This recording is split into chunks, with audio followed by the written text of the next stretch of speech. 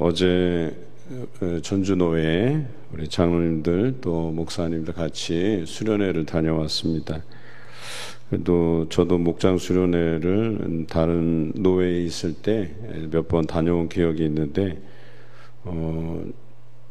참 좋았던 것은 또 앞서가는 교회의 탐방을 통해서 그 교회가 어떻게 지금의 위기의 상황에 놓인 교회의 탈출구를 만들고 또 다음 세대와 함께 그렇게 열심히 나아가는지를 보게 되었어요.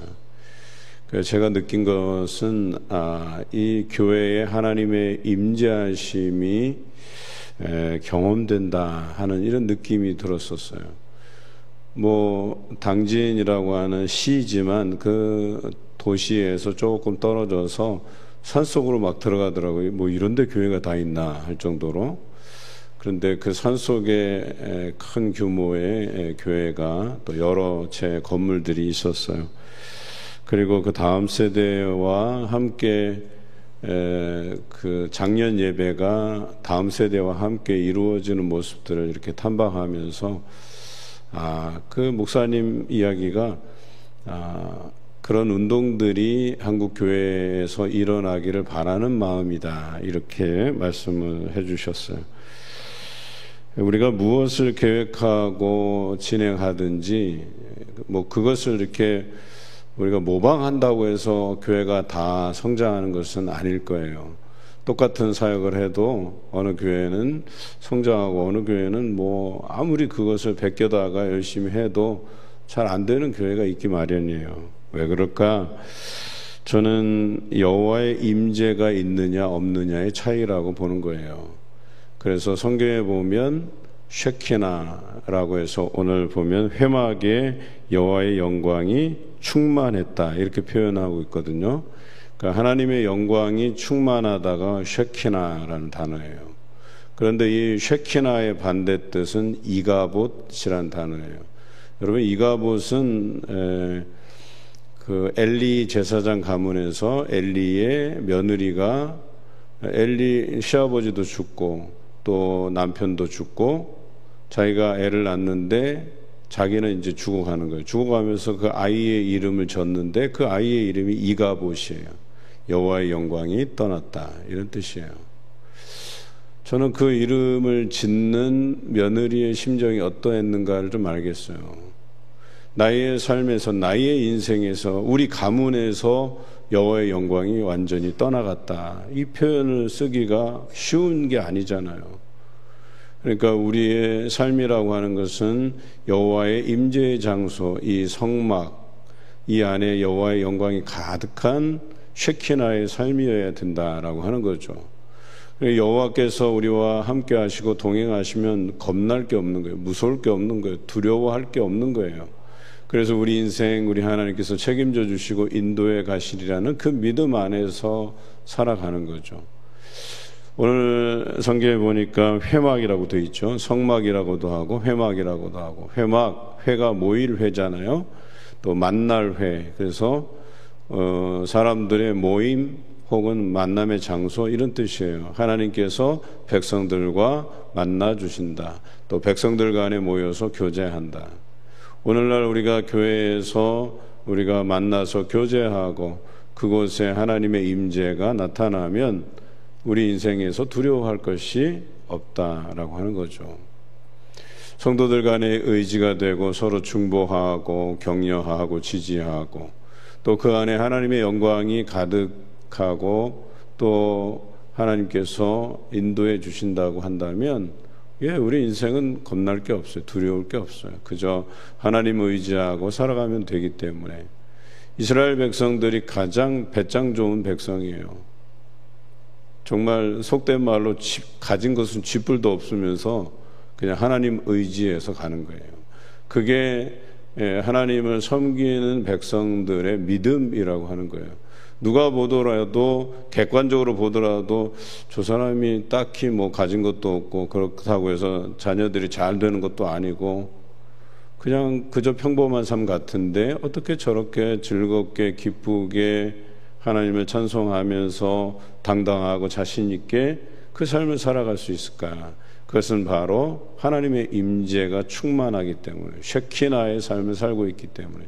그러나 이가봇의 삶을 살면, 하나님의 영광이 떠난 삶을 살면, 뭘 가진들, 내가 어떤 지위에 올라간들 편할 날이 없는 거예요.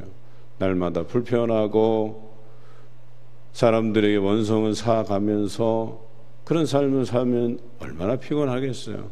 가진 것이 무슨 소용이 있고 내가 지위를 얻는다고 해서 그것이 무슨 소용이 있겠냐라고 하는 겁니다. 그저 알콩달콩 하나님의 임재 안에서 사랑의 교제를 나누고 이것이 우리에게 정말 필요한 삶이 아닌가 하는 생각이 들어요. 어제 또 그 수련회에서 그 장로님 한 분이 이제 은퇴하셨지만 그 병원에서 이제 연세 많이 드신 분들을 케어하는 일을 한 5년간 하면서 그 어르신들한테 여쭤봤다는 거예요. 인생에서 후회하는 것들이 있냐. 그러니까 후회하는 것들이 뻔한 것들이에요. 우리가 다 생각하고 있는 것들, 뭐 아내에게 사랑한단 말도 한번 전해보지 못한 것들, 또 가족에게 그렇게 친절하게 대해보지 못했던 것들, 또 친구 사이에 그렇게 친했는데도 그냥 서운한 감정 때문에 관계를 끊어버리고 오랫동안 통화도 해보지 못한 것들, 뭐 후회하는 것들이 이만저만이 아니더라고요. 그래도 대단히 사소한 것들인데 뭐 그 중에서는 우리가 살면서 가치 있게 여길 만한 뭐 돈 문제 뭐 이런 건 없더라고요. 그러니까 뭐예요? 우리 인생 살면서 그런 것들은 그냥 별로 이렇게 자신이 살면서 후회함이 남는 게 없더라는 거예요. 예를 들어서 내가 좀 더 이렇게 해서 돈을 좀 많이 벌어볼 걸, 이런 얘기는 한마디도 없더라고요. 다 뭐예요? 자기가 나중에 그 소중한 가치들을 놓친 것들을 이야기하는 거예요. 내 사랑하는 가족들과의 교제, 또 친구들과의 교제, 다 그런 것들이에요. 그런데 오늘 회막을 우리가 보면서 거기에 여호와의 영광이 충만하고 사람들이 모여서 구름이 뜰 때만을 이렇게 기다리는 거예요. 하나님께서 가라 명하시는 그 구름이 회막 위에 뜨면 그들이 진행하고, 뜨지 않으면 기다리고, 낮에는 그 뜨거운 태양을 가릴 만한 구름 기둥, 밤에는 영하로 떨어지는데 그들이 흔히 그러잖아요. 일교차가 크면 여러분 그게 굉장히 사람들에게 위험한 것들이죠. 뭐 동남아 같은 경우에는 가끔씩 영상 1도, 2도, 3도에도 사람이 얼어 죽어요.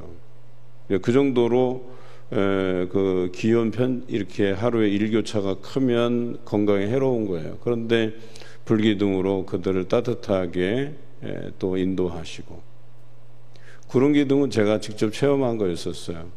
제가 성지순례 갈 때만 해도 이집트를 갈 수가 있었어요.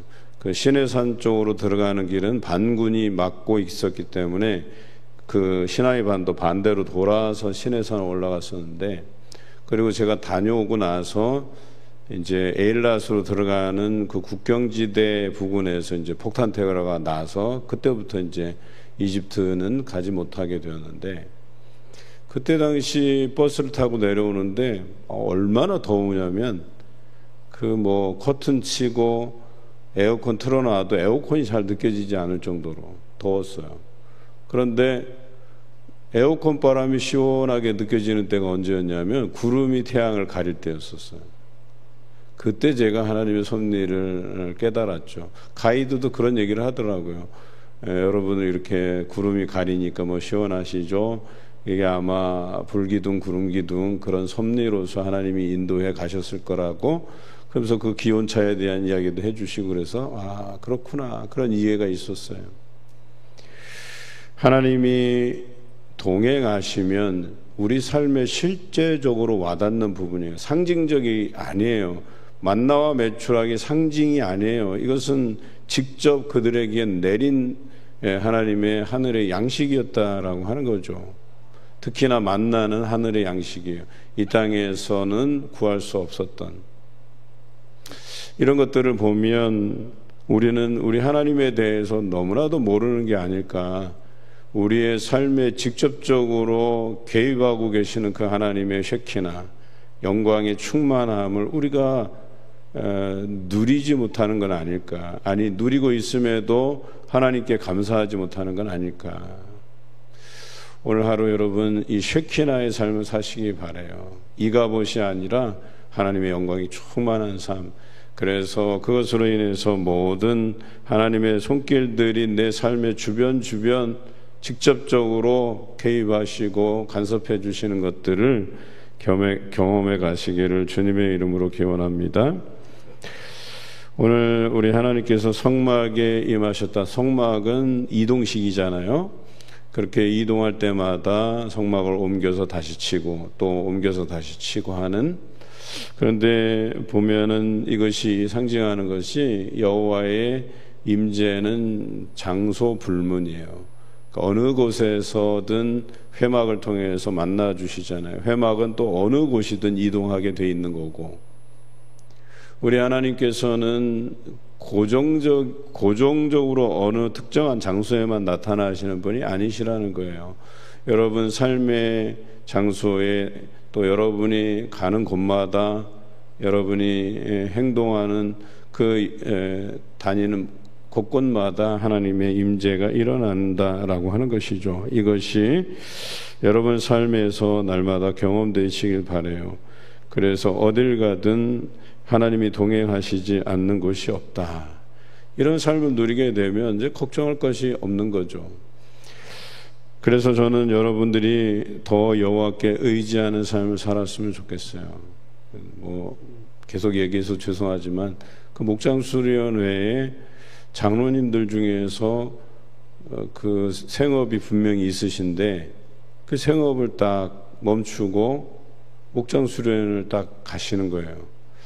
어떻게 저런 선택을 저렇게 과감하게 잘 하실 수 있을까? 그게 바로 쉐키나의 삶이라는 거예요.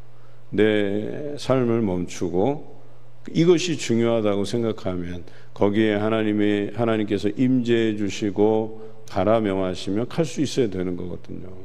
언제라도 우리는 우리 일상의 삶을 멈추고 하나님의 일을 선택할 수 있는 쉐키나의 삶을 살아야 된다 이거예요. 그게 은혜가 되더라고요. 저는 목회자야 일상이 다 그냥 목회의 일정이라고 하면 때로는 교회에서, 사무실에서, 집에서, 또 목회자 모임에서, 아니면 수련회에서. 그러나 장로님들은 달라요. 그 삶이 있잖아요. 그 삶을 멈추고 그걸 선택한다는 것은 쉽지 않은 일이거든요. 경제적인 손실을 감수하고 해야 되는 것들이거든요. 그런 면에서 참 존경스럽다. 그래서 제가 제 인사하는 시간에 그랬어요. 우리 목사님, 장로님 사랑하고 존경한다. 존경스러운 삶이죠. 적어도 여러분들도 여러분 자녀들에게, 신앙의 후배들에게 존경받는 삶이기를 바라요.